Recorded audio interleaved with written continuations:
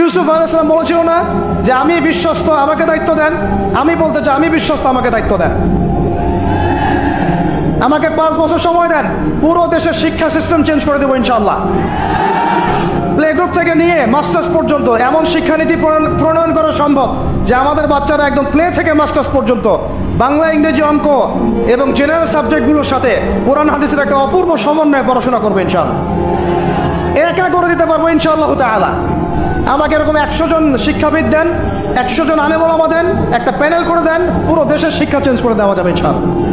যাদেরকে রেখেছেন এদের মাথায় গোবর আছে, যাদেরকে রেখেছেন এদের মাথায় টাটকা গোবর আছে। বইপত্রগুলোর অবস্থা দেখেছেন? বইপত্রগুলো ঘাটাঘাটি করেছেন?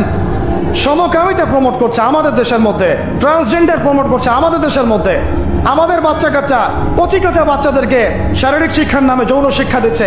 এগুলো আমাদের মুসলমানদের শিক্ষা? এটা চলতে থাকলে দেখবেন অচিরেই কোনো মানুষ বাচ্চাদেরকে স্কুলে পাঠাবে না, এটা অরুচি ধরে যাবে। তখন কি হবে? কোটি কোটি স্কুল, কলেজ, বিশ্ববিদ্যালয় খা খা করে পড়ে থাকবে, কেউ পাঠাবে না ওখানে। তখন মাদ্রাসার দিকে মানুষ ঝুঁকবে আরো বেশি। আমি তো চাই, আমি তো দাবি জানাই উপরের লেভেল থেকে এমন একটা শিক্ষা ব্যবস্থা প্রণয়ন করা হোক যাতে আমার মাদ্রাসা করার প্রয়োজনই না হয়। ওই সিস্টেম রাষ্ট্রীয়ভাবেই পড়ানো হবে ইনশাআল্লাহ। আপনি মালয়েশিয়ার দিকে তাকিয়ে দেখেন, আপনি এই যে ওয়েস্টার্ন কান্ট্রির মধ্যে অনেক কান্ট্রি আছে, অস্ট্রেলিয়ার মতো জায়গাতে আছে, ব্রিটেনের মতো জায়গাতে আছে, কোনো কোনো ক্ষেত্রে আপনি লেবাননকে দেখেন, ইয়েমেনকে দেখেন, জর্ডানকে দেখেন, কাতারকে দেখেন, সৌদি আরবিয়াকে দেখেন, অনেক কান্ট্রি আছে। ভালো কাজের তো প্রশংসা করতে দোষ নাই, দোষ আছে?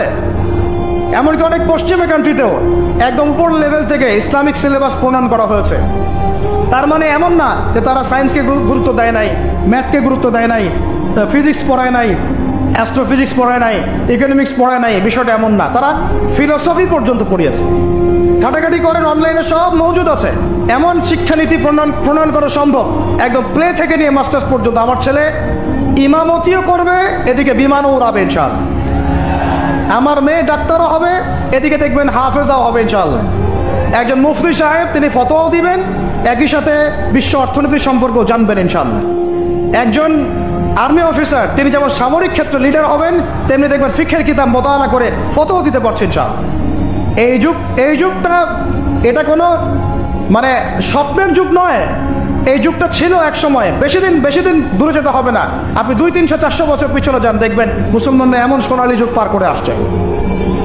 অতএব এগুলো কোনো গাল গল্প করছি না আমি, এগুলো বাস্তবে রূপান্তরিত করা অবশ্যই সম্ভব, বারহাক সম্ভব, যদি এরকম কিছু মানুষের মধ্যে উদ্দীপনা থাকে, একটা সৎ সাহস থাকে, আমাদের উপর থেকে যদি একটা সহযোগিতা আসে এবং আমাদের মতো যারা ইয়াং তাদেরকে যদি মূল্যায়ন করা হয়, ইনশাল্লাহ দেখবেন বাংলার জমিন পরিবর্তন হয়ে গেছে।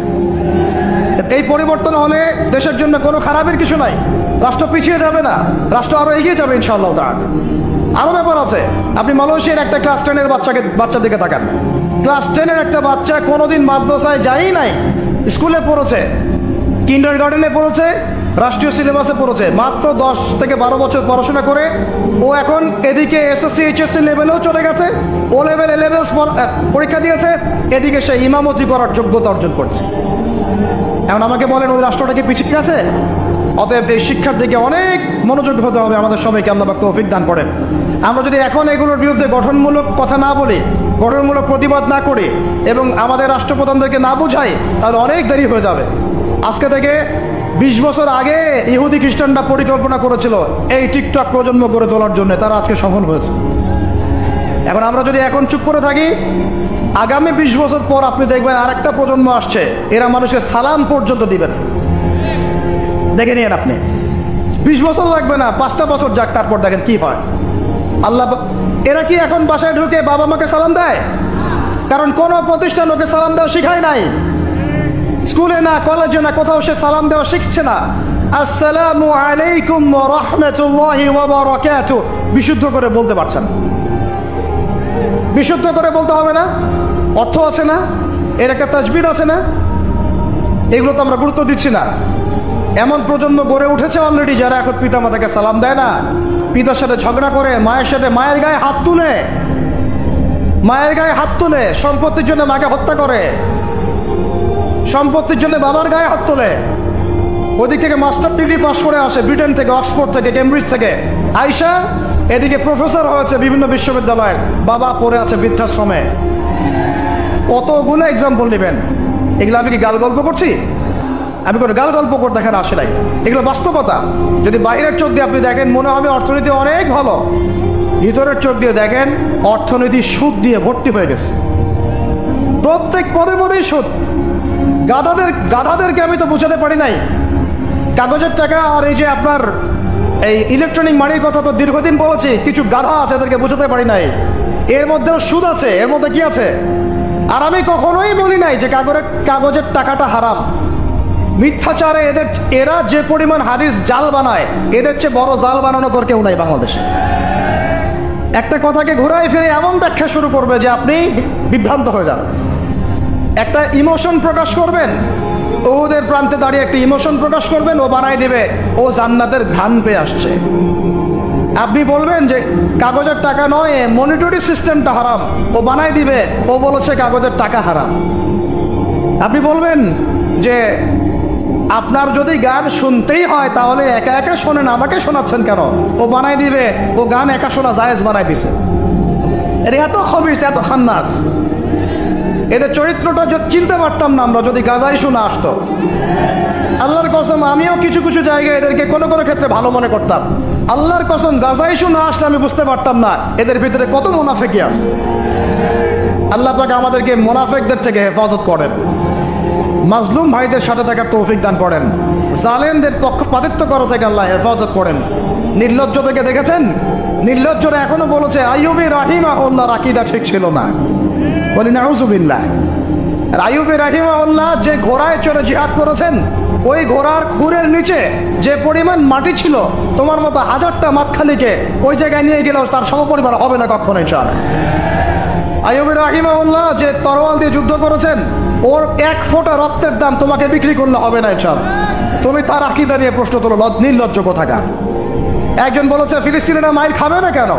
ইহুদিদের সাথে থাকতে থাকতে নাকি ওদের মতোই হয়ে গেছে। নাউযুবিল্লাহ, আল্লাহ মাফ করেন, আল্লাহ হেফাজত করেন। একজন বলেছে যে হামাস ইহুদিদেরই হাতে তৈরি করা, বিচ্ছিন্ন হয়ে নাকি সন্ত্রাসী কর্মকাণ্ড করছে। বলার ভাষা নাই, আমি বলতে বলতে ক্লান্ত হয়ে গেছে, আর বলতে চাই না। বলার আমার রুচিও করে না, আর ভাষাও করে না। তবে এতটুকু আপনাদেরকে আমি আশ্বস্ত করতে চাই, ইনশাআল্লাহ তাআলা বাংলাদেশের হকপন্থী ওলামায়ে কেরামদের যে জামা আছে, কওমি ঘরানার ওলামায়ে কেরামদের যে হকপন্থী ওলামায়ে কেরামদের জামা আছে, প্রত্যেক বই, প্রত্যেক মেম্বার, প্রত্যেক আলোচনায় তারা আল আকসা ইস্যুটাকে জীবিত রাখবে ইনশাআল্লাহ। এটাকে আমরা জীবিত রাখবোই ইনশাআল্লাহ। ওরা এটাকে ভুলিয়ে দিতে চাচ্ছে, এই জন্য নতুন নতুন ইস্যু তৈরি করার চেষ্টা করছে। খবরদার আপনারা এই ইস্যুতে পা দিবেন না। আপনাদেরকে ভিতরে চোখ খুলতে হবে এবং মূল গন্তব্য চিনতে হবে। আল্লাহ রাব্বুল আলামিন আমাদের সবাইকে ভিতরে চোখ দিয়ে এই বিশ্বকে দেখার তৌফিক দান করেন। বিশ্ব অর্থনীতিকে দেখবেন, ভিতরে চোখ দিয়ে দেখবেন। ইলেকট্রনিক মানির মধ্যেও সুদ আছে, কাগজের টাকার ভিতরেও সুদ ঢুকেছে। সামনে আসবে বিটকয়েন্স, যেটা অলরেডি চলে আসছে। আরেকটা আসবে, সেটা হলো ক্যাশলেস সোসাইটি। কি বললাম বলেন? বলদ বলবে যে ভবিষ্যৎবাণী করে গেল, আহলুল বলদ ওয়াল কিরদা, আহলুল হিমার ওয়াল কিরদা। তো এরা ভবিষ্যৎবাণী করে গেল। আরে বর্তমান সম্পর্কে তুমি খবর রাখো না বলেই তো বর্তমানকে ভবিষ্যৎ মনে হয় তোমার। এটা বহু কান্ট্রিতে অলরেডি চালু হয়ে গেছে। এই যে আমাদের অনেক ভাই ব্যবসা করে, তারা চায়না যায়, কোরিয়া যায়, উত্তর কোরিয়া, দক্ষিণ কোরিয়া যায়। ওরা দেখে আসতেছে চায়না চালু করে ফেলছে অলরেডি। ক্যাশলেস সোসাইটি মানে হচ্ছে আপনি আপনার মুদ্রাকে সংরক্ষণ করতে পারবেন না। আপনি দেখলেন খিদির আলাইহিস সালাম দেয়াল নির্মাণ করলেন, দেয়ালের নিচে কি ছিল? খাজানা ছিল। তাহলে দেয়ালের নিচে খাজানা তিনি সংরক্ষণ করলেন কেন? এতিম বালকরা যেন বড় হয়ে সেটা নিতে পারে। তাহলে আপনি চিন্তা করেন, ওই মুদ্রাটা কি ছিল? ইলেকট্রনিক মানি ছিল, যেটা তিনি সংরক্ষণ করলেন। ওই মুদ্রাটা কি কাগজের মুদ্রা ছিল, যেটা তিনি সংরক্ষণ করলেন? ওই মুদ্রাটা কি বিটকয়েন ছিল, যেটা তিনি সংরক্ষণ করলেন? তিনি সংরক্ষণ করেছেন হয় গোল্ড কয়েন অথবা রূপার মুদ্রা। কারণ এটার মূল্য কমে যাবে না। এরা 20 বছর পর বড় হলেও বাবারই সম্পত্তি ফেরত পাবে। এইটা হলো ইসলামিক কারেন্সি, যেটা বিশ্ব থেকে উঠিয়ে দিয়েছে এই IMF, ওয়ার্ল্ড ব্যাংক আর ইউনাইটেড স্টেট এবং এদের যে চালাপালাগুলো সব। আমরা এই ব্যাস ওই সুর মিলাচ্ছি। ওরা কাগজের মুদ্রা দিয়ে সারা বিশ্বটাকে ডমিনেট করছে। তাও আবার এখানে আরো ব্যাপার আছে, কাগজের সব মুদ্রা ওর এক মারেন না। এগুলো হচ্ছে হার্ড কারেন্সি, মানে শক্তিশালী কারেন্সি। এগুলো সফট কারেন্সি, মানে নরম কারেন্সি। বাংলাদেশের টাকা কোন কারেন্সি, হার্ড না সফট? এতটুকু তো জানেন। হার্ড কারেন্সি কি? মার্কিন ডলার, মানে মগের মূল্য। একটা কথা হচ্ছে না, মগের মূল্য। মগ কারা জানেন? হয়েছে যারা রোহিঙ্গাদেরকে মেরেছিল ওরা মগ, এদের বলে মগ। আপনারা তো এগুলো জানেন না। ছোটবেলা আমাদের বাবা মারা ঘুম পাড়াতো না, খোকা ঘুমালো পাড়া জুড়ালো বর্গি এলো দেশে, মনে আছে? বুলবুলিতে ধান খেয়েছে, কি বলেন তারপরে? খাজনা দিব কিসে, মনে আছে? ধান ফুরালো পান ফুরালো, কি জানি খাজনার উপায় কি, আর কটা দিন সবর করো নাকি রসুন। এখানে কি বোঝানো হয়েছে আপনি বুঝতে পারবেন না, তো ইতিহাস পড়তে হবে। খোকা ঘুমালো পাড়া জুড়ালো বর্গি এলো দেশে। বর্গি মানে এই যে মগদেরকে বোঝানো হয়েছে। ওরা উগ্র ছিল, যেখানে যাইতো এরকম মঙ্গলদের মতো ম্যাসাকার করতো, ফসল বিনষ্ট করতো, ট্যাক্স নিত, জুলুম করতো। ওইটা ভয় দেখানো হতো। ওই জন্য ওদের মূল্য, ওদের এই যে আগ্রাসনটাকে বলা হয় মগের মূল্য। মগের মূল্যকের ব্যাখ্যা বুঝলেন? এটা মগের মূল্য। ওরা এখন হার্ড কারেন্সি দিয়ে মগের মূল্য। কিরকম? যে সারা বিশ্বের সফট কারেন্সিগুলো আমার কারেন্সি দিয়ে নির্ধারিত হবে, মানে আপনার 100 টাকা সমান সমান ওর $1 মগের মূল্য। কেন আমার 1 টাকা সমান সমান তোমার $1 হতে পারে না? হতে পারে না? এটা করতে দিবে না, কারণ এটা করলে আপনার অর্থনৈতিক অবস্থা অনেক সমৃদ্ধ হয়ে যাবে এবং আপনিও তাদের সমান হয়ে যাবেন। আপনি যে দামে তেল কিনবেন তাকেও সে দামে তেল কিনতে হবে। তো ওরা এটা ধরিয়ে দিল। শুধু তাই না, IMF এর মাধ্যমে, ফেডারেল রিজার্ভের মাধ্যমে, ওয়ার্ল্ড ব্যাংকের মাধ্যমে তারা এটাকে, আমরা দ্বিতীয় বিশ্বযুদ্ধের পরের কথা বলছি, ওই সময় ব্রেটন উড কনফারেন্স হয়েছে। পড়ে দেখুন, ব্রেটন উড কনফারেন্স হয়েছে। মার্কিন ডলারকে সারা বিশ্বের রুলিং মানে কারেন্সি হিসেবে ওরা নির্ধারণ করলো, মগের মূল্য, এবং প্রত্যেকটা কারেন্সি এর আন্ডারে নিয়ন্ত্রিত হবে এবং টাকার মান, অন্যান্য মুদ্রার মান বাড়বে কমবে এর ভিত্তিতে, আপনার প্রবৃদ্ধির ভিত্তিতে নয়। এবং তার হাতে নিয়ন্ত্রণ থেকে যাবে। যদি আপনি বেশি বাড়াবাড়ি করেন আপনার টাকার মান তারা কমাই দেবে। কয়দিন আগে ইলেকশনের আগে একটা শব্দ শুনেছিলেন অনলাইনে, স্যাংশন দিতে চাই, স্যাংশন, মনে আছে? হ্যাঁ, মনে আছে? কি জিনিস বুঝছেন আপনারা? কিছু ওটা বুঝেন নাই। অর্থনৈতিক নিষেধাজ্ঞা কিভাবে দিতে পারে? আপনার টাকার মান তারা কমাই দেবে।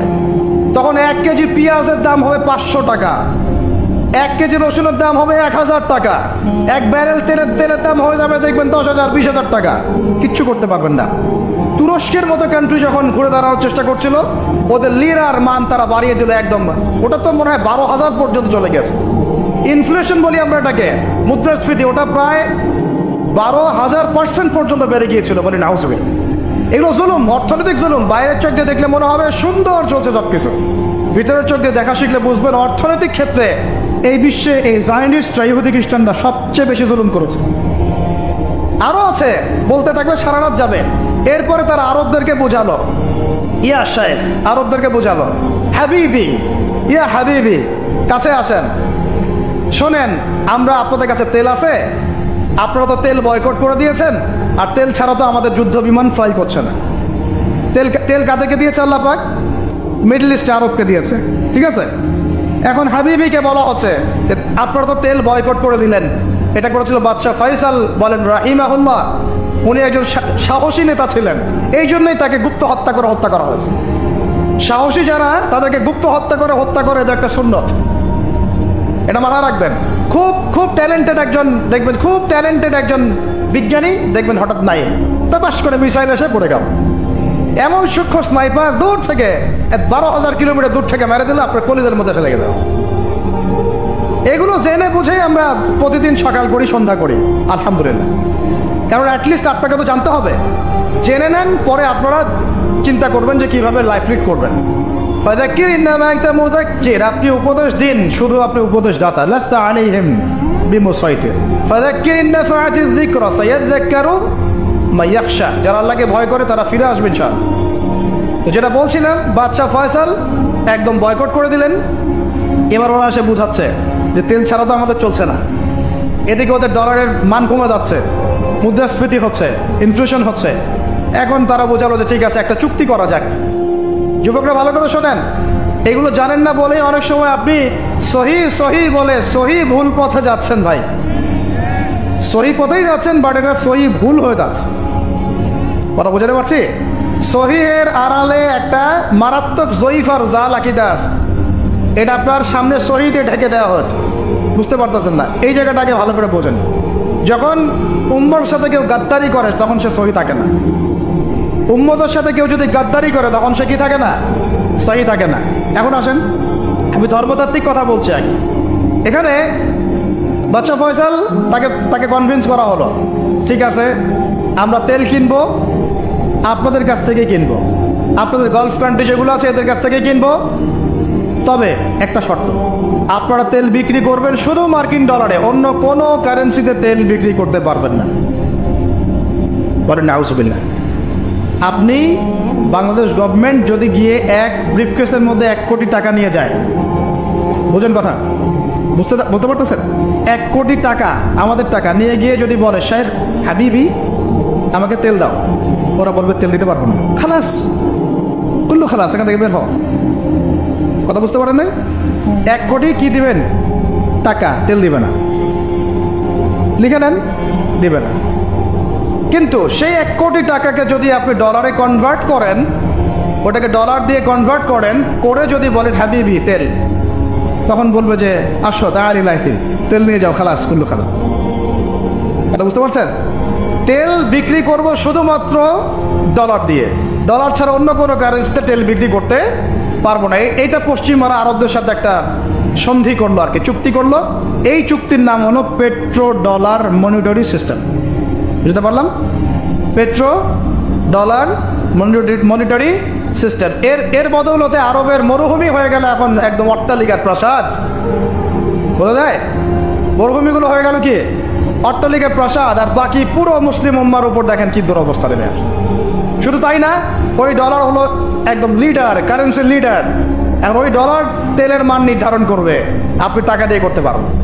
সারা বিশ্বের সবচেয়ে বড় অর্থনৈতিক জুলুম হচ্ছে এই পেট্রো ডলার মনিটরি সিস্টেম। এর চেয়ে বড় কোনো জুলুম হয়নি অর্থনৈতিক জীবনে। এখন অনেক ওলামায়ে কেরাম আছেন আপনারা এখানে, আমি জানি উপস্থিত, আপনারা একটু ফিকহের কিতাবগুলো মোতালা করে আমাদেরকে একটা ফতোয়া দিয়েন যে এরকম মনিটরি সিস্টেম প্রণয়ন করা জায়েজ না জায়েজ। এটা আপনারা চিন্তা ফতোয়া দিয়েন, আমি ফতোয়া দিতে পারবো। আমি অর্থনৈতিক ভাষায় বলতেছি যে এই মনিটরি সিস্টেমটা পুরো বিশ্বে জুলুম নিয়ে আসছে। এখন আদতে, এখন শোনেন এই অংশটুকু শোনেন, তারপরে আমি শেষের দিকে চলে আসতেছি। আদতে এতে পশ্চিমাদের লাভ কি হয়েছে শুনেন। আমার কাছে এই যে ডলার, এটা আমি ছাপাই আমার দেশে, আমার কারখানায়। আমার খরচ হচ্ছে কাগজ, আমার খরচ হচ্ছে মেশিন, আমার খরচ হচ্ছে কালি। বোঝা যায়? বোঝা যাচ্ছে?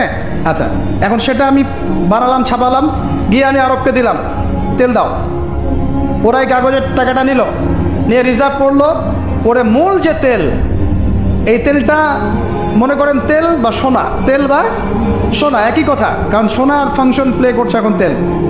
এখন তো যেহেতু গোল্ড দিনার নাই, দিরহাম নাই, এই তেলটা তারা নিয়ে ওদের দেশের আন্ডারগ্রাউন্ডে বাংকার আছে, গ্যালনকে গ্যালন তেল রিজার্ভ করতে থাকলো। এমনভাবে রিজার্ভ করতে থাকলো যে বিগত আগামী 30 বছর যদি বিশ্বে কোনো তেল নাও থাকে, ওরা চলতে পারবে, প্লেন উড়াইতে পারবে। ওদের মিলস বন্ধ হবে না, ফ্যাক্টরি বন্ধ হবে না, ওদের ইন্টারনেট সেকশন বন্ধ হবে না, বিদ্যুৎ বন্ধ হবে না, ওদের কোনো কিছুই বন্ধ হবে না, কোনো প্রযুক্তি বন্ধ হবে না। এত তেল তারা এখন রিজার্ভ করলো কি দিয়ে? ওর দেশে ছাপানো বিনামূল্যের ডলার দিয়ে। এবং সেই ডলারটা আমরা নিলাম, নিয়ে আমরা মাশাআল্লাহ অট্টালিকা নির্মাণ করলাম, আর মনে করলাম যে মাশাআল্লাহ আমি তো খুব ধনী হয়ে গেলাম, সমৃদ্ধি অর্জন করব। আদতে এখানে পশ্চিমাদের সবই লাভ। আমরা বলি না জালাও তাই কদু, সরি, আমরা বলি আম গেল সালাও গেল, তাই না? এখানে আমও তাদের, সালাও তাদের। আদতে আমাদের কিছু নাই। আপনারা হাসতেছেন, কিন্তু এইটা হচ্ছে সারা বিশ্বের সবচেয়ে বড় জুলুম। এখন আমরা তো থার্ড ওয়ার্ল্ডের কান্ট্রি, এটা হচ্ছে যারা বড় বড় ধনী রাষ্ট্র, ওদের অবস্থা হচ্ছে এই। আর আমরা যারা থার্ড ওয়ার্ল্ডের কান্ট্রি, উন্নত বিশ্বের দিকে এগিয়ে যাচ্ছে, আমরা যারা আস্তে আস্তে, যে পথে আমাদের দুর্নীতি বাধা, আমাদের এই যে নৈতিকতার অবক্ষয় বাধা, আমাদের মধ্যে আমানতহীনতা বাধা, এই বাধাগুলো আমাদেরকে আগাতে দিচ্ছে না। তা আমাদের অবস্থা কি হতে পারে তাহলে চিন্তা করেন। এখন আমরা এই জায়গায় আছি, এই জায়গায় বসে আপনি মনে করছেন যে আপনি মাশাআল্লাহ খুব পাক্কা মুসল্লি, হালাল খাচ্ছেন, নামাজ পড়তেছেন, তাহাজ্জুদ গোজার, জান্নাত কিনে নিয়েছেন, মাশাআল্লাহ। অথচ আপনার অর্থনীতি সুদভিত্তিক, এবং এই সুদভিত্তিক অর্থনীতির আন্ডারে থেকে কোনো বেসরকারি ব্যাংক পর্যন্ত 100% সুদমুক্ত সিস্টেম দিতে পারবে না, ইনশা খালাস। আর এর উপরে আবার আছে ঘুষ, তার উপরে আবার আছে দুর্নীতি, তার উপরে আপনারা আবার মাপে কম দিচ্ছেন, তার উপরে আবার পণ্য মজুত করছেন, মার্কেটে ইচ্ছাকৃতভাবে প্রাইস বাড়ায় দিচ্ছেন, এই কাজগুলো করছেন। আমি শিক্ষিত একটা সমাজ পেয়েছি বলে কথাগুলো এভাবে মাহফিলে বললাম। এগুলো মাহফিলে কিন্তু আলোচনা হয় না। এগুলো কি মাহফিলে আলোচনা হয়? আমরা বিশ্বাস করি গাজীপুরের শহরের মানুষ, সব ঢাকার মানুষ, আপনারা সব বুঝেন, ইন্টেলেকচুয়াল অডিয়েন্স আছেন এখানে। এই কথাগুলো খোলামেলা বলার কারণেই ওদের দ্বারা পালিত কিছু তথাকথিত শায়েখ আমার উপর খুব ক্ষিপ্ত। এর আকীদা ঠিক নাই, এর মানহাজ ঠিক নাই, লেকচার শোনা যাবে না, ইত্যাদি ইত্যাদি। ঠিক আছে, আমারটা শোনার দরকার নেই, তোমাকে শুনতে কে বলছে? তোমার শোনার ইচ্ছা করে না, তুমি শুনিও না। যাদের শোনার ইচ্ছা তারা শুনবে ইনশাল্লাহ। আর তোমার মতো কিছু মুনাফিক না শুনলে আমার কিছু যায়ও আসে না। ইনশাল্লাহ মুমিনরা যারা, তারা শুনবে, বুঝবে, ইনশাল্লাহ ওরাই প্রজন্ম করবে ইনশাল্লাহ। আর আমাদের ভুল হতে পারে, ভুল হলে সেটা ওলামায়ে কেরাম সংশোধন করবেন। ওলামায়ে কেরাম যদি আমাদেরকে বলেন এটা ভুল হয়েছে, অবশ্যই মাথা পেতে বলছেন। আমরা আলেম ওলামার বাইরে নয়, ওলামায়ে মুহাক্কিকের বাইরে নয়। তাহলে আপনাকে কি আমি ভিতরের চোখ দিয়ে পুরো বিশ্বের রাজনীতি বোঝাতে পেরেছি? পুরো বিশ্বের অর্থনীতি বোঝাতে পেরেছি? পুরো বিশ্বের শিক্ষাটাও বুঝেন এবার? আপনার কাছে মনে হচ্ছে পুরো বিশ্বের শিক্ষা খুব উন্নত? বাহ্যিকভাবে বস্তুবাদী ক্ষেত্রে উন্নত, মঙ্গলে যাচ্ছি, চাঁদে যাচ্ছি, স্যাটেলাইট পার হচ্ছে ইত্যাদি, তো এগুলো বস্তুবাদী উন্নতি। আদতে কি হচ্ছে দেখেন, নীতি নাই, শিক্ষা অর্জন করার পর নৈতিকতা নাই, চরিত্র নাই, সালাম কালাম নাই, ধর্মভীরুতা নাই, আমানতদারিতা নাই। একজন ডক্টর, সে মাশাআল্লাহ ডক্টর হয়েছে, হওয়ার পরে এখন সে দেখছি কসাই হয়ে গেল। তাহলে কোন শিক্ষাটার ঘাটতি হলো? নীতির, নৈতিকতার, ইসলামের ওই বুঝটা নাই, পরকালীন কনসেপ্ট নাই। একজন ইঞ্জিনিয়ার মাশাআল্লাহ, আপনি theta, sine theta, cos theta সব তো বুঝেন মাশাআল্লাহ। আপনি একজন আর্কিমিডিস থেকে শুরু করে পিথাগোরাস সব করে ফেললেন, কিন্তু ইঞ্জিনিয়ার হয়েও আপনি চোর হলেন। তাহলে কোন শিক্ষার অভাব হলো বলেন? একটা মেয়েকে আপনি দেখছেন মাশাআল্লাহ এগিয়ে যাচ্ছেন, বাপরে বাপ, ফেমিনিস্ট রেভলিউশন। আদতে ওর গায়ে এখন একটা গেঞ্জি, ওর গায়ে পায়ে একটা জিন্সের প্যান্ট, বাইরের চলাফেরা দেখে তার অঙ্গ প্রত্যঙ্গ সব স্পষ্ট দেখা যাচ্ছে, সে স্পষ্ট বেপরদায় চলছে। একটা ছেলেকে আপনি দেখছেন বাইরে থেকে পড়ে আসলো, এসে এখানে ট্রান্সজেন্ডার হয়ে গেল, লিঙ্গ পরিবর্তন করতেছে। ছেলেপেলেকে দেখছেন এখানে ডিগ্রি অর্জন করেছে, কিন্তু মাদক ছাড়তে পারছে না, মেয়েদের সাথে জেনা ছাড়তে পারছে না, সমকামিতা ছাড়তে পারছে না। শিক্ষার সংজ্ঞাটাই বা আসলে কি তাহলে সংজ্ঞাটা কি? এডুকেশনের সংজ্ঞাটা কি আমাকে বলেন? শিক্ষার মূল সংজ্ঞাটা কি? আমরা কি এই বিশ্বের মূল শিক্ষা ব্যবস্থা কি মুসলমানরা গড়ে দেয় নাই? একটা বই কিনেন বাসায় গিয়ে, যে এই বিশ্বের 1000 সেরা আবিষ্কার, ওখানে দেখবেন সবগুলো মুসলমানদের নাম আছে না নাই? আপনি যে ল্যাপটপ চালাচ্ছেন, অ্যালগোরিদম কে দিয়েছে? হিন্দু ভাইরা দিয়েছে, খ্রিস্টান ভাইরা দিয়েছে। আমি বোঝানোর জন্য ভাই বলছি, বৌদ্ধ ভাইরা দিয়েছে, ইহুদিরা দিয়েছে, এরা দেয় নাই। কারা দিয়েছে? মুসলিমরা দিয়েছে। আপনি যে মেডিকেল সায়েন্সের কথা বলছেন, মূল জিনিসটা কে দিয়েছে? মুসলিমরা দিয়েছে। রক্ত সংবহন তন্ত্র কারা আবিষ্কার করেছে? মুসলিমরা। আপনি জাবের ইবনে হাইয়ানকে ছাড়া আপনি কেমিস্ট্রি পড়াতে পারবেন না। ইবনে রুশদ, ইবনে সিনাকে ছাড়া আপনি মেডিকেল সায়েন্স আগাতে পারবেন না। আপনি ইবনে রুশদ ছাড়া এই যে আমরা পাটিগণিত, বীজগণিত, জ্যামিতি, ত্রিকোণমিতি, পরিমিতি করে আপনি পড়তে পারবেন না। আমরা তো জেনারেল লাইন পড়েছি, আমাদের সাথে বসেন, এগুলো হয়তো সবাই আপনি বোঝাতে পারবে না। মূল জ্যোতির্বিদ্যায় যাচ্ছেন, আপনি অ্যাস্ট্রোনমিতে যাচ্ছেন, অনেক কিছু করছেন, আপনি মুসলিমদেরকে ছাড়া এক পা আগাতে পারবেন না। মূল ভিত্তিটা করে দিয়েছে কারা? উমাইয়ারা, আব্বাসীয়রা, সেলজুকরা, উসমানীয়রা এবং 4 খলিফার সময়। এই সময়ে এই শিক্ষার মূল ভিত্তিটা দাঁড়িয়েছে। এই যে আমরা যে নাহু সরফের কিতাবগুলো পড়ি, আমাকে বলেন তো, নাহু সরফের কিতাব রাসূলের যুগে ছিল? বলেন, ছিল না। কোন খলিফার সময় থেকে এগুলো সারা বিশ্বে ছড়িয়ে গেল নাম জানেন? আলী ইবনে আবি তালেব। কি নাম? আলী ইবনে আবি তালেব। আরবি ব্যাকরণের পুরো ভিত্তি দিয়ে দিয়েছেন তিনি, লুগা দিয়ে দিয়েছেন, কায়দাগুলো দিয়ে দিয়েছেন। এখন সারা বিশ্বের মানুষ আরবি পড়ছে, আরবি বুঝতে পারছে, ব্যাকরণ বুঝতে পারছে, কোরআন নিয়ে গবেষণা করতে পারছে। প্রত্যেকটা সেক্টর, ধর্মীয় অঙ্গন বলেন, অর্থনীতি বলেন, জ্যোতির্বিদ্যা বলেন, কেমিস্ট্রি, ফিজিক্স যাই বলেন, মুসলমানদের কাছে লাগাতে পারবেন। তাহলে আমরা যে যুগে ছিলাম সেখানে কি ফিরে আসা যাবে না? সম্ভব না? তাহলে প্রয়োজন কিসের? প্রয়োজনটা হচ্ছে, আমি জেনারেল শিক্ষার বিরোধী নই, কোশ্চিনকালেও নয়। জেনারেল শিক্ষা থাকবে, ইংরেজির প্রয়োজন আছে, বাংলা অবশ্যই প্রয়োজন আছে, মুক্তিযুদ্ধ সংস্কৃতি আমরা জানবো, শিখবো, চেতনা ধারণ করব, সব ঠিক আছে। আমরা সমাজবিজ্ঞান পড়ব, দর্শন পড়ব, সায়েন্স পড়ব, আর্টস পড়ব, কমার্স পড়ব, সব ঠিক আছে ভাই। মেডিকেল সায়েন্স পড়েন, ইঞ্জিনিয়ারিং পড়েন, কিন্তু কোরআন বাদ দিয়ে নয়, হাদিস বাদ দিয়ে নয়, আকিদা বাদ দিয়ে নয়, সিরাত বাদ দিয়ে নয়, ফিকহ বাদ দিয়ে নয়। রাজি আছেন ইনশাল্লাহ? এখন আমাকে বলেন এর উপায় কি? এর আসল উপায় কি? এখন এটা কি আপনি চাইলেই প্রতিষ্ঠা করতে পারবেন? আমার ক্ষুদ্র জ্ঞানে আমার কাছে 3টা উপায় মনে হয়। কয়টা উপায় ভাই? এক নম্বরটাই সবচেয়ে সেরা উপায় এবং সবচেয়ে কঠিন উপায় এবং একই সাথে সবচেয়ে ইফেক্টিভ উপায়। এটা যদি করা যায় তাহলে আর 2-3-এর প্রয়োজন হবে না।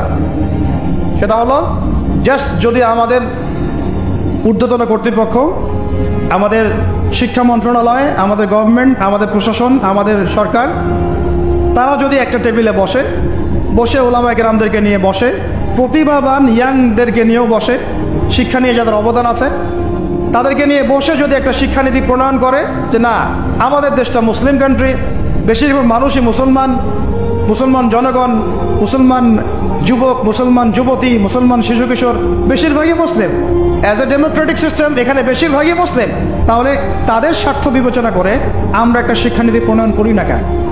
একটা শিক্ষানীতি প্রণয়ন করি যেখানে প্লে গ্রুপ থেকে শুরু করে মাস্টার্স পর্যন্ত আমরা মাশাআল্লাহ 2টা শিক্ষাকে সমন্বয় করে দেবো ইনশাআল্লাহ। এই সমন্বয়টা করলে আমার ছেলে বললাম তো 2 দিকেই ইনশাআল্লাহ এক্সপার্ট হবে। আমাদেরকে আলাদা করে কোনো প্রতিষ্ঠান খুলতেও হবে না। এটা কি করা যায় না? এটা যদি করা যায় তাহলে আমাদেরকে আলাদা করে কোনো মাদ্রাসাও খুলতে হচ্ছে না এখন, বরং যা আছে এটা দিয়ে যথেষ্ট, যা আছে এটা দিয়ে যথেষ্ট। আর সুন্দর নীতি থাকবে, সিলেবাস করে দেওয়া হবে, দেখবেন সবাই একই ভাষায় কথা বলছে, একই শিক্ষা শিক্ষিত হচ্ছে। একটা লেভেল পর্যন্ত অ্যাটলিস্ট মানুষ নৈতিক শিক্ষা পাবে, ইসলামী শিক্ষা পাবে। পরবর্তীতে গিয়ে ফ্যাকাল্টি আলাদা হয়ে যাবে, তারা কেউ ইঞ্জিনিয়ার, কেউ ডক্টর ইত্যাদি ইত্যাদি হতে পারে। এটা যদি আমাকে বলেন, আমাকে 5টা বছর সময় দেন, 5 বছর সময় দেন, যদি মূল্যায়ন করেন, আমি ইউসুফ আলাইহিস সালামের মতো বলতে বাধ্য হচ্ছি এখন, কারণ আমি এটা দেখে অনেক ব্যথিত হচ্ছি। কেউ বলুক না বলুক, আমি কোনো দলের পক্ষ থেকে বলছি না, কোনো মতের পক্ষ থেকে না, কোনো রাজনৈতিক ব্যক্তিবর্গের পক্ষ থেকেও নয়, আমি আমার ব্যক্তিগত ব্যক্তি স্বার্থের পক্ষ থেকে বলছি, আমাকে 5টা বছর সময় দেন, ইনশাল্লাহ এটা আমি করে দিতে পারবো। জাস্ট আমাকে একটা সমৃদ্ধ লাইব্রেরি দেন, বসার জায়গা দেন, কাজ করার জায়গা দেন, স্বাধীনতা দেন, ইনশাল্লাহ আমি করে দেই। তারপরে আপনারা চেক করেন, যদি মনে হয় হ্যাঁ দেওয়া যায় তাহলে দেন, না হলে আমারটা ছুঁড়ে ফেলে দিন ইনশাল্লাহ। পরে প্রয়োজনে ওটা আমি একা আমার একটা ইউনিভার্সিটি বানাই, সেখানে পড়াবো ইনশাল্লাহ। এটা 1 নাম্বার অপশন। 2, যদি এটা না করা হয়, আর এটা না করার সম্ভাবনাও আছে, কারণ আমি বলছি পুরো বিশ্ব আমরা নিয়ন্ত্রণ করি না, আমরা নিয়ন্ত্রিত। আমরা কি নিয়ন্ত্রিত? তারপরে দ্বিতীয় অপশন হচ্ছে, যতগুলো শিক্ষা প্রতিষ্ঠান এখন আছে, স্কুল হোক আর মাদ্রাসা হোক, এগুলোতে আপনারা সিলেবাসের মধ্যে একটু সমন্বয় নিয়ে আসার চেষ্টা করেন। সিলেবাস একটা আছে, ঠিক আছে, বুঝলাম, একটু সমন্বয় আনার চেষ্টা করেন। সমন্বয় করে অ্যাটলিস্ট বাংলা ইংরেজির সাথে আরবিটাকে মিক্স করার চেষ্টা করেন। আমার ছেলে কোরআন শিখলে কোনো সমস্যা নাই, সে বিপদগামী হবে না, সে গুমরা হবে না, সে কখনো জঙ্গি সন্ত্রাসী হয়ে যাবে না ইনশাআল্লাহ, বরং সে এই দেশের একজন সম্পদ হবে ইনশাআল্লাহ, ইনশাআল্লাহ তাআলা। তো এত ভয় কিসের? কোরআনকে এত ভয় কেন করেন? নবীর সুন্নতকে এত ভয় করেন কেন? সমস্যাটা হচ্ছে কোরআন হাদিসের সঠিক ব্যাখ্যাটা না প্রচার করার কারণে কোনো কোনো ক্ষেত্রে মানুষ উগ্র হয়ে যাচ্ছে, এটা সত্য। কিন্তু আমরা সেই উগ্রতা ছড়াতে চাই না। আমরা কোনো বিচ্ছিন্ন জনগোষ্ঠী নই, আর আমাদের কোনো গোপন কোনো এজেন্ডাও নাই। আমাদের এজেন্ডা একদম স্পষ্ট পরিষ্কার। আমরা বাইতুল মুকাদ্দাস চাই, আমরা মুসলমানদের মধ্যে নৈতিকতা চাই, সুন্দর শিক্ষানীতি চাই, হালাল অর্থনীতি চাই, এবং হালালভাবে বেঁচে খেয়ে আল্লাহর ইবাদত করতে চাই, এতটুকুই। এর বেশি কিছুই আমরা চাই না। এর বেশি কিছু চান না? আল্লাহ পাক আমাদের সবাইকে তৌফিক দান করেন। তো এই 2 নম্বর অপশনটাও এফেক্টিভ যদি আপনারা করতে পারেন। আর 3, 2 নম্বরও যদি কাজ না হয়, তাহলে 3 নম্বর একটা অপশন খোলা থাকে, যে নতুন করে কিছু প্রতিষ্ঠান গড়ে তোলেন এবং সেই প্রতিষ্ঠানগুলোতে আপনি আপনার মতো করে সুন্দর সিলেবাস মেনটেন করে আপনার বাচ্চাদেরকে পড়ানোর চেষ্টা করেন, যেখানে বাংলা, ইংরেজি, অঙ্ক এগুলোও থাকবে, জেনারেল শিক্ষাও থাকবে এবং ইসলামিক শিক্ষাও থাকবে। এছাড়া আমার মনে হয় না এই প্রজন্মকে বাঁচানোর চতুর্থ কোনো রাস্তা বাকি আছে।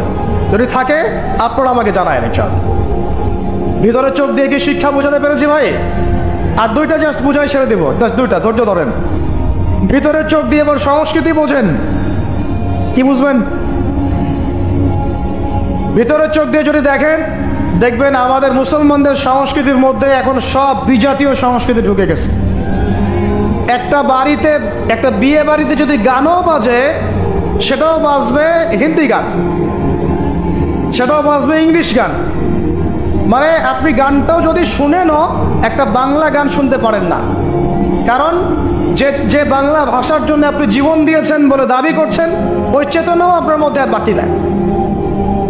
ভাষার দিবস যখন আসে আমরা তখন একটা শোডাউন করার চেষ্টা করি, শহীদ মিনারে ফুল দেওয়ার চেষ্টা করি। আর সারা বছর আমার বাসায় চলে হিন্দি গান, ইংরেজি গান ইত্যাদি ইত্যাদি, হিন্দি সিনেমা, ইংরেজি সিনেমা। তো সংস্কৃতির কোন জায়গায় বাঙালিত্ব ধরে রাখতে পারলাম? পোশাক আশাক পরছি, কোন পোশাকটা বাঙালির সাথে মেলে? জুব্বা, দাড়ি টুপি, নাকি জিন্সের প্যান্ট আর গেঞ্জি? বলেন। শেরে বাংলা একে ফজলুল হকের দিকে তাকান, মৌলানা ভাসানের দিকে তাকান। সংস্কৃতি কি ছিল আমাদের? আমাদের বাপদাদাদের যুগটা চলে যান, ওই ফজরের আগে তারা ঘুম থেকে উঠতেন। আসসালাতু খায়রুম মিনান নাওম, কানে গেলে ঘুম থেকে উঠে যাইতেন, নামাজ পড়তেন। বাংলার ঘরে ঘরে কোরআন তেলাওয়াত শোনা যাইতো। এখন কি শোনা যায়? ফজরে পুরা ঘুম। প্রথম কাতারে আপনি যে কয়টা মানুষকে পাবেন, তার মধ্যে 90% দাড়ি পাকা। যুবকদেরকে আপনি পাবেন না। এরা ঘুমাচ্ছে রাত 3টায় 4টায়, 3-4টা পর্যন্ত এরা ফেসবুক, ইউটিউব, টিকটক এবং মেয়েদের সাথে হারাম অ্যাফেয়ার। এই ছেলেরা কি আদতে বাঙালি? এরা কি বাঙালি? না আমরা মুসলমান হতে পেরেছি ঠিক মতো, না বাঙালি হতে পেরেছি ঠিক মতো। যখন ইংরেজ বিরোধী বিদ্রোহ চলছিল না, তখন বাঙালিরাও কবিতা লিখেছিল হিন্দিতে। আপনারা তো এগুলি হিস্ট্রি পড়েনও না। তখন তারা বলতেন, একটা স্লোগান দিতেন, সরফরোশি কি তামান্না আব হামারে দিল মে হ্যায়, দেখনা হ্যায় জোর কিতনা বাজুয়ে কাতিল মে হ্যায়। বুঝেন না এই কথা? আমাদের মনের মধ্যে এখন সরফরোশি কি তামান্না, স্বাধীনতার চেতনা আমাদের মনের মধ্যে এসেছে। দেখার বাকি আছে জালেমের বাহুতে কত শক্তি আছে। আপনারা এখন কাজী নজরুল ইসলামের কবিতা পড়েন না। এক ভাই কবিতা আবৃত্তি করেছিলেন এখানে, খুব সুন্দর হয়েছে, মাশাআল্লাহ মাশাআল্লাহ। এগুলোর চর্চা কোথায়? সংস্কৃতি নিয়ে যে আমরা এত বড়াই করি, বলেন বাঙালির সংস্কৃতির চর্চা কোথায়? কাজী নজরুল ইসলামের কবিতা আমরা আমাদের পাঠ্যপুস্তকে পড়েছি। ওমর রাদিয়াল্লাহু আনহুকে নিয়ে কবিতা ছিল, মনে আছে? মনে নাই, ভুলে গেছেন? আমরা পড়েছি, মনে নেই আপনাদের? আস্তাগফিরুল্লাহ। উমর ইবনে খাত্তাব আমিরুল মুমিনিন, তোমার কি জানি, তোমার স্মৃতি আজানের ধ্বনি না, জানে না মুয়াজ্জিন। আমি ভুলে গেছি, অনেকদিন আগে পড়াইগুলো, আমি চর্চা এখন করি না। তো মুয়াজ্জিন জানে না যে হ্যাঁ আমিরুল মুমিনিন তোমার স্মৃতিতেই এই আজান দেয়া হচ্ছে, মানে আমিরুল মুমিনের যে স্বপ্ন, এখান থেকে কিন্তু আজানের ইয়াটা আসছে। আর যায়েদ ইবনে সাবিত রাদিয়াল্লাহু আনহু স্বপ্ন থেকে তিনি হেঁটে যাচ্ছেন, একবার উটের পিঠে ভৃত্যকে বসালেন আর ভৃত্যকে নামালেন, তিনি উঠলেন, উনি নামলেন, ভৃত্যকে উঠালেন, এভাবে পায়ে হেঁটে হেঁটে বাইতুল মুকাদ্দাস পর্যন্ত গেলেন। জানেন না আপনারা এগুলো ঘটনা? কোথায় এগুলো, কোথায় এখন বলেন? আছে পাঠ্যপুস্তকে? ঢাক, ঢোল, ডুগি, তবলা, কি শুরু করেছেন আপনারা? আসলে বাঙালি সংস্কৃতি বলতে কি বোঝাচ্ছেন? আহমেদ সফার নাম শুনেছেন? তাকে ছাড়া আপনি বাঙালি সংস্কৃতি কোথায় পাবেন? এই বাঙালি সংস্কৃতির ভিতরে এই যে ওলামায়ে কেরামের অবদান, এটা আপনি কিভাবে অস্বীকার করছেন? আমরা এখন পড়ে আছি কয়েকটা বিষয় নিয়ে। দেখেন, গান বাজনা, ঢাক ঢোল, ডুবি তবলা এবং এমন কিছু সংস্কৃতির নামে কাজ যেগুলোর মধ্যে শিরক আছে অথবা বেদাত আছে অথবা কুফর। আপনি রাস্তায় হাঁটছেন বানরের মূর্তি নিয়ে, বানরের সাথে আপনার কি সম্পর্ক? বানরের সাথে বাঙালি সংস্কৃতির কি সম্পর্ক? আমরা কি বানর থেকে আসছি? তাহলে বানরের মূর্তি আমি হাটে নিয়ে হাঁটবো কেন? বানর থেকে আসছে কারা? ওই যে শনিবারে যারা মাছ ধরতে নিষেধ করা হয়েছিল তারপরে মাছ ধরেছে, আল্লাহ পাক বলছেন ওদেরকে বানর বানিয়ে দিয়েছে। জানেন না এটা? পড়েন, পড়াশোনা করেন। পড়াশোনা না করলে আমার সব কথা বুঝতে পারবেন না হয়তোবা। যদি বুঝতে না পারেন আরও একবার লেকচার শুনেন, রিপিটেড শুনেন, তারপরে আবার চেক করেন, ক্রস চেক করেন। একটা প্রজন্মকে আল্লাহ বানর বানিয়ে দিয়েছিলেন, কোরআনে দলিল আছে। আমরা কি সেই প্রজন্ম? তাহলে বানরের মূর্তি নিয়ে রাস্তায় হাঁটবো কেন? কেন আপনি পেঁচার সাথে আপনার কি সম্পর্ক? পেঁচা কি আমার ভাগ্যের প্রতীক? হাত থেকে যদি কিছু পড়ে যায়, আমাদের অনেকে বলে যে একটু বসে যান, অমঙ্গল হতে পারে। চিরুনি পড়ে গেলে বলে যে মেহমান আসতে পারে। বিড়াল সামন দিয়ে চলে গেলে বলে একটু বসে যায়, অমঙ্গল হতে পারে। ইসলাম কি বলছে জানেন? যখনই মনের মধ্যে কোনো কুলক্ষণ আসবে আপনি পড়বেন, আমার সাথে বলেন, আপনি পড়বেন আল্লাহুম্মা লা খায়রা ইল্লা খায়রুক ওয়ালা আল্লাহুম্মা লা তায়রা ইল্লা তায়রুক ওয়ালা খায়রা ইল্লা খায়রুক ওয়ালা ইলাহা গায়রুক। মানে আল্লাহ আপনার দেয়া কল্যাণ ছাড়া কোনো কল্যাণ নাই, আপনার দেয়া অকল্যাণ ছাড়া কোনো অকল্যাণও নাই, আপনি ছাড়া কোনো ইলাহ নাই। এই হলো মুসলমানের আকীদা। তো এখানে পেঁচার সাথে আপনার সংস্কৃতি কি সম্পর্ক? পেঁচা অমঙ্গলের লক্ষণ। এগুলো কি শুরু করেছি আমরা? যে কোনো একটা বিষয় নিয়ে যদি আলোচনা করতে চান আসেন, বসেন, আমরা বসি, আলোচনা করি, সমাধানের পথ খুঁজি, প্রতিভাকে মূল্যায়ন করেন। ইউসুফ আলাইহিস সালাম বলেছিলেন যে আমি বিশ্বস্ত আস্থাভাজন, আমাকে এই খাজানার দায়িত্ব দেন। কে বলেছিল? ইউসুফ আলাইহিস সালাম। কখনো কখনো দায়িত্ব চেয়ে নেওয়া জায়েজ যখন দেখবেন দায়িত্ব নেয়ার যোগ্য কোনো মানুষ নাই।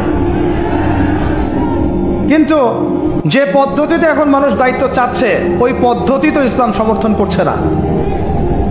এখানে আপনি একজন ট্রান্সজেন্ডারকে দেখছেন মানুষের ঘরে ঘরে গিয়ে ভোট চাচ্ছে, একজন হিজড়াকে দেখছেন মানুষের ঘরে ঘরে গিয়ে ভোট চাচ্ছে, নারী থেকে পুরুষ হচ্ছে, পুরুষ থেকে নারী হচ্ছে, তাও আবার ওইদিকেই নিজেরও লজ্জা লাগতেছে, কারণ আমি আবার উত্তরবঙ্গের মানুষ। তো এখন কথা হচ্ছে যে এইটা তো সিস্টেম না, প্রতিভাকে মূল্যায়ন করতে হবে। আপনাদেরকে আল্লাহ পাক তৌফিক দান করেন, বলেন আমিন। এখন কথা হচ্ছে সংস্কৃতি যদি আপনি ভিতরে চোখ দিয়ে দেখেন, দেখবেন টপ টু বটম আপনি ইহুদি খ্রিস্টানদের সংস্কৃতি ফলো করছেন। আপনার খাওয়া, আপনার রুচি, আপনার অভ্যাস, আপনার পছন্দ, আপনার বিয়ের অনুষ্ঠান, আপনার জন্মদিন, আপনার মায়ের ওই কি বার্ষিকী, বাবার ওই বার্ষিকী, যা যা করতেছেন সব কিছু কি কার অনুসরণ করতেছেন আপনারা? ইহুদি খ্রিস্টানদের। একটা ভবন উদ্বোধন করবেন, খুচুত করে একটা ফিতা কাটলেন, কাইটটা মাশাআল্লাহ পায়রা আপনি উড়াই দিলেন। তো এই পাখি কি আমার কল্যাণ নিয়ে আসবে? হ্যাঁ, এই পায়রা আমার কল্যাণ নিয়ে আসতে পারে? ওইখানে দাঁড়ায় 2 রাকাত নামাজ তো পড়তে পারতেন, পরে আল্লাহর কাছে দোয়া করতে পারতেন, আল্লাহ আমি এই কাজটা শুরু করলাম, আল্লাহ তুমি বরকত দান করো। আমার সংস্কৃতি। একটা দোকান করেছেন, বাড়ি করেছেন, শুরুতেই আপনি ডিজে পার্টি দিলেন, ডিজে পার্টি। সুবহানাল্লাহ, সূরা বাকারার তেলাওয়াত তো দিলেন না। তাহলে পুরো বিশ্বের প্রত্যেকটা ডিপার্টমেন্ট, মূল জায়গাগুলো আমরা এখন নিয়ন্ত্রিত হচ্ছি, এবং ভিতরে চোখ দিয়ে যদি দেখি আমরা আমাদের শেকড় থেকে দূরে সরে গেছি। ভাই আল্লাহ পাক আমাদের সবাইকে বোঝার তৌফিক দান করেন। কথা বললে অনেক কথা বলতে পারতাম, আজকে আর বলতেছি না, শেষ করে দিই। আরেকটা পয়েন্ট বলবো, খালি লাস্ট পয়েন্ট, সেটা হচ্ছে ধর্মীয় অঙ্গনে। শেষ পয়েন্টটা কি ভাই? প্রথম পয়েন্টটা মনে আছে? ভিতরে চোখ দিয়ে দেখবেন পুরো বিশ্বের ভূ রাজনীতি, ভিতরে চোখ দিয়ে দেখবেন পুরো বিশ্বের অর্থনীতি, ভিতরে চোখ দিয়ে দেখবেন পুরো বিশ্বের কি শিক্ষানীতি, ভিতরে চোখ দিয়ে দেখবেন পুরো বিশ্বের সংস্কৃতি। সারা দেশে খ্রিস্টান মিশনারিদের তৎপরতা বেড়েছে। এই জন্য আমাদেরকে তুলনামূলক ধর্মতত্ত্ব পড়তে হবে, ওদের সাথে আমাদেরকে বাহাস করতে হবে, এই ভাইদেরকে ফিরিয়ে আনতে হবে। অনেকে টাকার কারণে উত্তরবঙ্গের দিকে, দক্ষিণবঙ্গে, আপনার পাহাড়ি এলাকার দিকে এগুলোর তৎপরতা প্রচুর বেড়ে গেছে। আমরা তো মাশাআল্লাহ মিলাদ আর জিলাপি আর খোরমা কিয়াম নিয়ে দাঁড়িয়ে আছে। ভিতরে যে ইসলাম কোথায় চলে যাচ্ছে আমরা তো জানি না। আল্লাহ পাক আমাদেরকে বোঝার তৌফিক দান করেন। আরও বেড়েছে, ওই যে একটু আগে আপনারা আলোচনা করছিলেন কাদিয়ানি মতবাদ, এটা বাড়ছে। সুদি এনজিওর মতবাদ বাড়ছে। একজন আলেম বলেছিলেন বাংলাদেশের। যেদিন বাংলাদেশের 50% মানুষ খ্রিস্টান হয়ে যাবে, শিয়া হয়ে যাবে, কাদিয়ানি হয়ে যাবে, ওই দিন আপনাদের হুঁশ ফিরবে। আল্লাহ পাক আমাদেরকে ওই দিন আসার আগেই বসে আসার তৌফিক দান করেন। সব ইখতিলাফি বিষয়গুলো ভুলে যান, মুমিনদের সাথে থাকেন, ওলামায়ে কেরামের জামাতের সাথে থাকেন, ছোটোখাটো বিষয় নিয়ে তর্ক করা বন্ধ করেন, ইস্যু পাগল হওয়া বন্ধ করেন, ডিভাইস আসক্তি বন্ধ করেন, এই শোডাউনগুলো বন্ধ করেন, মূল জায়গাগুলোয় কাজ করেন। সালাত, তাহাজ্জুদ, হালাল রিজিক, আদর্শ পরিবার গঠন, ঠিক আছে, দাওয়াতের মেহনত, সৎ কাজে আদেশ, অসৎ কাজে নিষেধ, এগুলোতে মনোযোগী হন। আল্লাহ পাক ইনশাআল্লাহ আমাদেরকে তৌফিক দান করবেন ইনশাআল্লাহ। কারণ আল্লাহ ওয়াদা করেছেন, ইন তানসুরুল্লাহ ইয়ানসুরুকুম, তোমরা আল্লাহকে সাহায্য করো, আল্লাহ তোমাদেরকে সাহায্য করবে ইনশাআল্লাহ। কিন্তু ওয়াইন তাতাওয়াল্লাউ, তোমরা যদি সাহায্য না করে মুখ ফিরে চলে যাও, তাহলে ইয়াস্তাবদিল কওমান গায়রাকুম, আল্লাহ পাক অন্য কওমকে তোমাদের জায়গায় নিয়ে আসবেন, তোমাদেরকে সরাই দিবেন। সুম্মা লা ইয়াকুনু আমসালাকুম, তারা তোমাদের মতো অপদার্থ হবে না। নাউযুবিল্লাহ। আমরা চাই আল্লাহ যেন আমাদেরকে সরিয়ে না দিয়ে আমাদের দ্বারাই খেদমত নেন, আল্লাহ পাক কবুল করেন। আমাদের এই পুরো প্রজন্মটাকে আল্লাহ পাক তওবা করে ফিরে আসার তৌফিক দান করেন। বিশ্বের বুকে ওমর রাদিয়াল্লাহু আনহুর সময় আমরা যেমন মাথা উঁচু করে বাঁচতাম, ওইভাবে বাঁচার তৌফিক দান করেন। এমন একটা জায়গায় পুরো জাতিকে নিয়ে যাওয়ার তৌফিক দান করেন যেন আমাদের ভয়ে ওরা থরথর করে কাঁপা শুরু করেন। এগুলো বললে অনেক কথা, বললে কথা অনেক দিকে চলে যায়। কথা হচ্ছে আমরা বিগত 70 বছরে আমরা একটা মিসাইল বানাতে পারি নাই এখন পর্যন্ত। কথা অনেক গভীর। আমাদেরকে ওরা ভয় করবে কিভাবে? এ বিশ্বে তো ঢাল তলোয়ার দিয়ে যুদ্ধ হয় না। ওয়াইদ্দু লাকুম মাস্তাতাতুম মিন কুওয়াতিন, সূরা আনফালের মধ্যে আল্লাহ পাক আয়াত নাযিল করেছেন, হে মুসলিমরা তোমরা শক্তি অর্জন করো, তোমরা শক্তি সামর্থ্য অর্জন করো। তুরহিবুনা বিহি আদুওয়াল্লাহি ওয়া আদুওয়াকুম, এই শক্তি দিয়ে তোমরা আল্লাহর দুশমনদেরকে ভয় দেখাবা। এটা কে বলেছেন? আল্লাহ বলেছেন। ওই শক্তি কই? তা আমরা আপোষে লড়াইয়ে পড়ে আছি, আঞ্চলিক রাজনীতি নিয়ে পড়ে আছি, ভাইয়ে ভাইয়ে মারামারি কাটাকাটি করছি, আমরা গীবত সমালোচনার রাজনীতি করছি, মূল শক্তিটা আমরা অর্জন করতে পারছি না। আল্লাহ পাক আমাদেরকে সেইটা বোঝার তৌফিক দান করেন। চিন্তা করবেন না, চিন্তা করবেন না, আমরা যদি করতে পারি আল্লাহ পাক আমাদের হাতেই বিজয় দিবেন ইনশাআল্লাহ। আর এটাও চিন্তা করবেন না, নিশ্চিত থাকেন যদি আমরা করতে না পারি আল্লাহ আমাদের একটাকেও জীবিত রাখবে না, একটাকেও না। আল্লাহ পাক সবগুলোকে সরাই দিবেন ইনশাআল্লাহ, দিয়ে এমন একটা প্রজন্ম নিয়ে আসবেন ওরা পারবে ইনশাআল্লাহ তাআলা। এটা ইয়াকিন রাখেন। আমরা যদি গাদ্দার হই, মুনাফিকি করি, আমানতের খেয়ানত করে ফেলি, ওই চেতনা আমরা যদি ধ্বংস করে ফেলি, আল্লাহ পাক আমাদেরকে রাখবেন না। আর হে ঢাকাবাসী শুনেন, আল্লাহ পাক না রাখার জন্য একটা 5 মাত্রার ভূমিকম্প যথেষ্ট। আল্লাহকে ভয় করেন। ঢাকায় জেনা বেড়ে গেছে, সমকামিতা বেড়ে গেছে, মাদক বেড়ে যাচ্ছে, ইয়াবাখোর বেড়ে যাচ্ছে, ছিনতাই বাড়তেছে, কত কি হচ্ছে আমাদের শহরে, আমাদের চোখের সামনে। অশ্লীলতার কারণে এই ভূমিকম্পের আযাব আসে, নোংরামির কারণে আসে, জেনার কারণে আসে, পরকীয়ার কারণে আসে, ব্যভিচারের কারণে আসে, ঘরে ঘরে ঢুকেছে এগুলো। আল্লাহ পাক আমাদের ঢাকাবাসীকে হেদায়েত দান করেন। আমি তো আপনাদের একজন, আমি কিন্তু আপনাদের একজন, আমি আপনাদের বাইরের কেউ না, কিন্তু এগুলো দেখে আমার মনটা কাঁদে, কষ্ট হয়। ঢাকা যেমন মসজিদের শহর, এই মসজিদের শহরের মধ্যে এরকম অন্যায় অবিচার ঘরে ঘরে কেমন করে ছড়িয়ে পড়ে, কেমন করে? একটা অপরাধ হয়েছে আমাদের, অপরাধটা হচ্ছে আমরা সৎ কাজে আদেশ করেছি, অসৎ কাজে সমানভাবে নিষেধ করি নাই। সৎ কাজে আদেশের সাথে এখন থেকে অসৎ কাজে নিষেধও করবেন। আল্লাহ পাক তৌফিক দান করেন। আল্লাহ পাক এই জজবা চেতনা আপনাদের সবার মধ্যে দান করেন। আমিন। আইন হাতে তুলে নেবেন না, কিন্তু অন্যায়ের প্রতিবাদ করবেন। অন্যায়ের কি করবেন? প্রতিবাদ করবেন। শেষ পয়েন্টটা বলি, ধর্মীয় অবস্থাটা কি? ভিতরে চোখ দিয়ে দেখেন।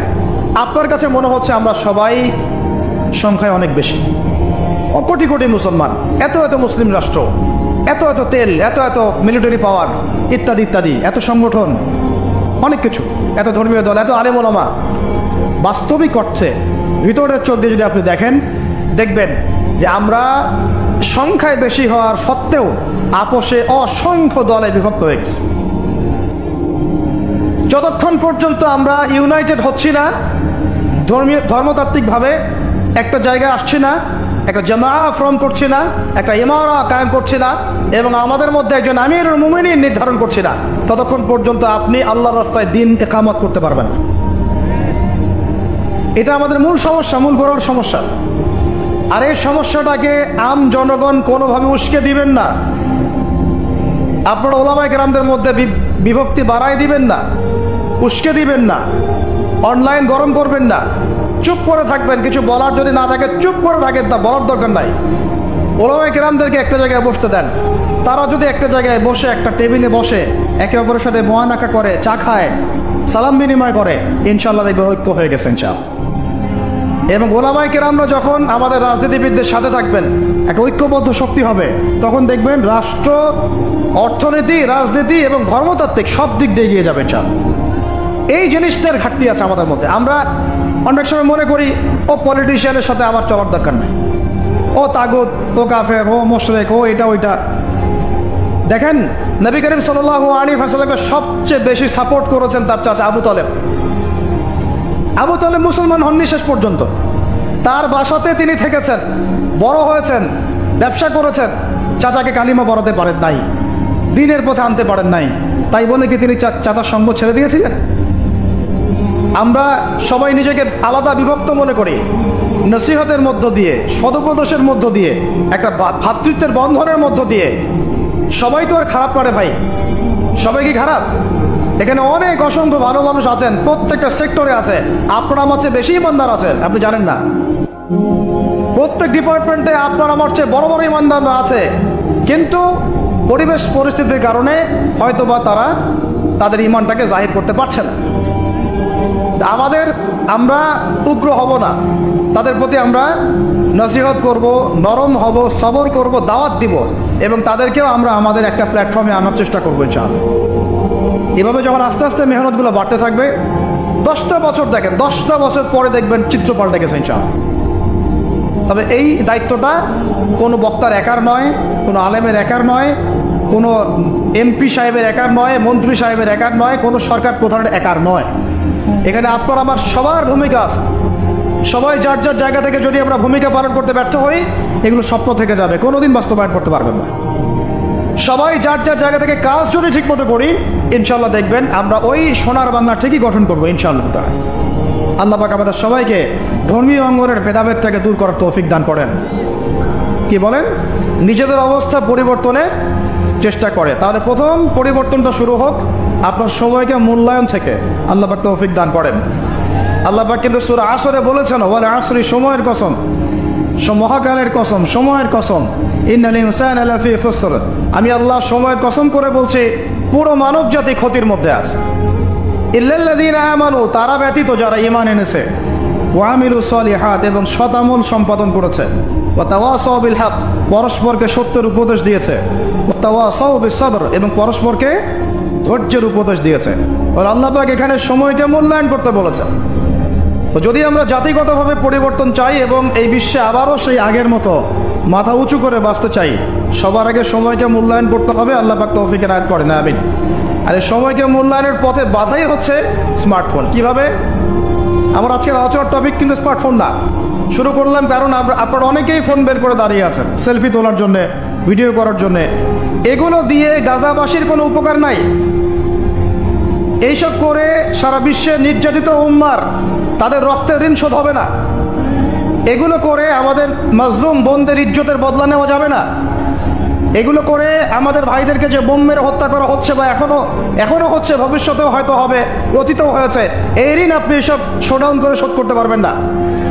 তো এগুলো মৌলিক কাজ নয়, এগুলো মৌলিক কোনো কাজ নয়। এগুলো বরং কোনো কোনো ক্ষেত্রে অতিরিক্ত শোডাউন করতে গিয়ে উপকারের চেয়ে ক্ষতি হয়ে যায় বেশি। কারণ আপনারা একটু চোখ কান খোলা রাখে দেখবেন, যাদেরকে নিয়েই শোডাউন বেশি করা হয়েছে, আপনারা তাদেরকে ধরে রাখতে পারেন নাই। কি বুঝলেন কথা? কেউ বুঝে ঠিক বলছে, কেউ না বুঝে ঠিক বলছে। যাদেরকে নিয়ে আপনারা বেশি বেশি শোডাউন করেছেন, তাদেরকে আপনারা ধরে রাখতে পারেন নাই। তাহলে এখন সেই শূন্য স্থানগুলো কি কে পূরণ করবে? যারা শোডাউন করতো তারা কি পূরণ করতে পেরেছে? না। অতএব এগুলো বন্ধ করেন, মৌলিক কাজ করি। মৌলিক কাজ হচ্ছে আমরা জাতিটাকে পরিবর্তন করতে চাই কি চাই না? পরিবর্তনের দরকার আছে কি নাই? আমাদের কি সব কিছু সুন্দর চলছে? যদি বাহিরের চোখ দিয়ে দেখেন তাহলে মনে হবে হ্যাঁ সব সুন্দর চলছে, তাই না? মসজিদ আছে, আমাদের মাদ্রাসা আছে, আমাদের আমরা মুসলমান কালিমা পড়েছি, লা ইলাহা ইল্লাল্লাহ পড়েছি, মুহাম্মাদুর রাসূলুল্লাহ পড়েছি। আমরা মাশাআল্লাহ আমাদের বোনরা পর্দা করে, আপনারা ওয়াজ মাহফিলে আসছেন, ইত্যাদি ইত্যাদি। আপনারা যদি বাহিরের চোখ দিয়ে দেখেন মনে হবে সব ঠিকই আছে, কিন্তু আমাদের এই বাহিরের চোখের বাহিরেও ভিতরে একটা চোখ আছে, এটা কি বিশ্বাস করেন? বাহিরের চোখ দিয়ে যদি দেখেন তাহলে মনে হবে সব ঠিক আছে। কেমন? মসজিদ আছে, মাদ্রাসা আছে, আমাদের ওলামায়ে কেরাম আছেন, আমাদের ইসলামের বই পুস্তক লেখা হচ্ছে, আপনারা নামাজ পড়ছেন, কেউ কেউ যাকাত দিচ্ছে, আমাদের বোনরা পর্দা করছে, আমাদের ভাইরা ওয়াজ মাহফিলে আসছে, এভরিথিং ইজ গোয়িং ফাইন। আপনার কাছে এটা মনে হবে যে সব ঠিকই আছে, তাই না? থিংস আর অল রাইট, সব ঠিক আছে। কিন্তু ভিতরের চোখ দিয়ে দেখা শিখলে আপনি বুঝবেন যে এই সব ঠিকের অন্তরালে আসলে কিছুই ঠিক নাই। আগে আপনাকে বোঝাচ্ছি ভিতরের চোখটা কি, তারপরে বুঝাবো কিভাবে সব ঠিক নাই। ভিতরের চোখটা বুঝতে হলে আপনাকে সূরা কাহফ পড়তে হবে। কোন সূরা ভাই? আরো জোরে বলে, কোন সূরা? নবী সাল্লাল্লাহু আলাইহি ওয়াসাল্লাম বলেন, সাল্লাল্লাহু আলাইহি ওয়াসাল্লাম যখনই নামাজ পড়বেন সাল্লাল্লাহু আলাইহি ওয়াসাল্লাম 10 নেকি হবে ইনশাআল্লাহ, 10টা গুনাহ মাফ হবে ইনশাআল্লাহ, 10 বার আল্লাহ রহম করবেন ইনশাআল্লাহ, এবং আপনার মর্যাদা 10 গুণ বাড়ায় যাবে ইনশাআল্লাহ। যখনই নবী মুহাম্মাদের নামাজ পড়বেন সাল্লাল্লাহু আলাইহি ওয়াসাল্লাম, যে যত বেশি দরুদ পড়ে সে ইনশাআল্লাহ তাআলা তত নিশ্চিন্তে টেনশন ফ্রি জীবন যাপন করবে ইনশাআল্লাহ। ওই দলিলগুলো ইনশাআল্লাহ আরেকদিন দিব, আজকে এটা আলোচনার টপিক নয়। এখন নবী সাল্লাল্লাহু আলাইহি ওয়াসাল্লাম বলেছেন, যে ব্যক্তি জুমার দিনে সূরা কাহফ তেলাওয়াত করে, কোন দিনে ভাই? তাহলে এক জুমা থেকে আরেক জুমা পর্যন্ত আপনার জীবন, আপনার এই সময়টা আল্লাহ রাব্বুল আলামিন নূর দিয়ে ভরে দিবেন, সুবহানাল্লাহ। আরেকটা হাদিসে আসছে নবী সাল্লাল্লাহু আলাইহি ওয়াসাল্লাম বলেছেন, সূরা কাহফের প্রথম 10টা আয়াত অথবা শেষের 10টা আয়াত, আরেকটা বর্ণনা আসছে প্রথম 3টা আয়াত, মানে প্রথম 10 বা প্রথম 3 বা প্রথম 3, 10, শেষের 10 সবগুলোই, এগুলো যারা মুখস্থ করবে, আমল করবে, পাঠ করবে, তার জীবদ্দশায় যদি দাজ্জালও বের হয় সেই দাজ্জাল তার কোনো ক্ষতি করতে পারবে না। এই সূরাটাকে নবী সাল্লাল্লাহু আলাইহি ওয়াসাল্লাম দাজ্জালের সাথে সম্পৃক্ত করেছেন, অন্য সূরাকে করেন নাই। এই সূরাটা যখন আপনি পড়বেন অর্থসহ, আপনি দেখবেন এখানে 4টা গল্প আছে। কয়টা ভাই? এটাকে গল্প বলা ঠিক না, এটা হলো সত্য ঘটনা। এটা কি? সত্য ঘটনা। একটা হচ্ছে আসহাবুল কাহফের ঘটনা, গুহাবাসীর ঘটনা। 2 নাম্বার হচ্ছে 2 বন্ধুর ঘটনা, একজন ধনী বিত্তশালী আর একজন অতি দরিদ্র ইমানদার। কখনো পড়েছিলেন কি? পড়া হয়েছিল? 3 নাম্বার হচ্ছে যুলকারনাইন আলাইহিস সালাম, তার ঘটনা, নাম শুনেছেন? আর 4 নাম্বার হচ্ছে নবী মুসা আলাইহিস সালাম এবং খিদর আলাইহিস সালামের ঘটনা।